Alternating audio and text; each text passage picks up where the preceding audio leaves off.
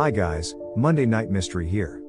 Today I'm gonna explain a 2018 American science fiction and thriller movie called Higher Power. Spoilers ahead. Watch out and take care.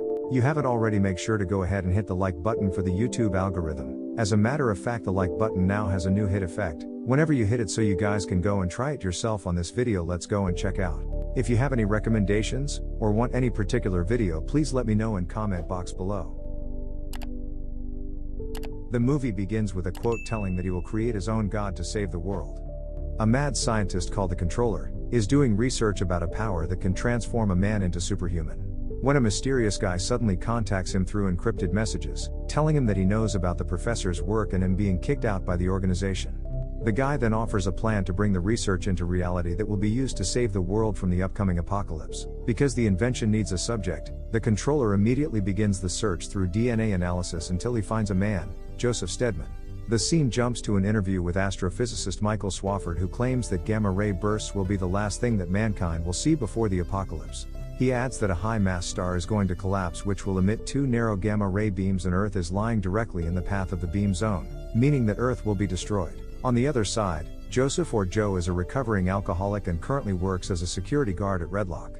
He replays the old recording, showing his quality time with his family on a seashore. He told his daughter, Zoe, 3 magic words 143, which stands for I love you.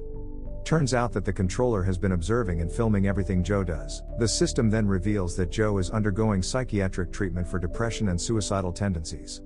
He also has an anger problem. Zoe, unfortunately, only makes things worse for his father. She thinks Joe was responsible for the death of her mother and hates him for that. Surprisingly, she is having a relationship with Michael. On the other hand, Rhea, Zoe's younger sister, is a drug addict and constantly being utilized by a pimp, Nico. The Controller's men keep following and tracking Joe's daughter's movement. While at the library, Michael mentions finding somebody that increases the possibility of a more optimistic future for mankind. A recording shows that before Joe's wife's death, he used to have a harmonious family. Rhea was still a very happy teenager and Zoe still loved her dad. He then tries to reconnect with Zoe, but it seems like his daughter doesn't want to meet him again. He even ends up punching Michael, which makes Zoe furious. That night, while driving, Joe attempts to call Rhea, trying to fix things with her, but she doesn't pick up the phone. He then pulls over and starts drinking again while flashbacking his memories with his wife. He promised her to keep their family together, but he failed. A few moments later, a man, who has been hiding in the back seat, kidnaps him and brings him to the Controller. He implants a chip into Joe's eyes, which allows him to see what he sees, shows him what the Controller wants to see, and talks to him. When Joe awakens, the Controller forces him to grab a pistol and kills a woman. At first, he resists to do so, but he threatens him that his man will kill his daughter. Joe then reluctantly follows his order. Turns out that the gun is empty and the woman is the Controller's agent who is testing his obedience. At this point, a huge star has just exploded and the beam is currently heading towards Earth. Joe awakens and is directed by the Controller to break into his boss's house. His boss, Charles, is the president of Redlock. While monitored, Joe manages to get in and orders Charles to bring him to his safe where a laptop is being kept. He then scans his finger on the fingerprint scanner and it reveals that Joe's DNA is compatible. Charles finds the opportunity and hits Joe with a vase, taking his gun away. He spots the optic implant, knowing that the Controller is the man behind this. Turns out that Charles was the Controller's boss and he reveals the reason he kicked him away from the project, saying that it was too dangerous. After that, Charles is shot to death by a drone. Joe is ordered to cut the dead man's thumb and escapes from there. He continues his mission. This time the Controller commands him to head over to Redlock's head office. Upon arriving, he is told to wear a mask while a drone deploys gas bombs which immediately kills all Redlock's employees. The Controller explains that their lives mean nothing in comparison to the bigger picture, which is to save the world. Joe then arrives at the main facility, where he uses his boss's thumb to open a door that leads him to a huge generator. Joe is forced to get into the huge device if he wants his daughter to live. The generator starts working, creating a very bright light that eventually changes the DNA sequence inside Joe's body. Not long after, the generator explodes and the Controller reports to his higher power that the mission is successful. Zoe sees the news on the TV and regrets her action towards her father earlier.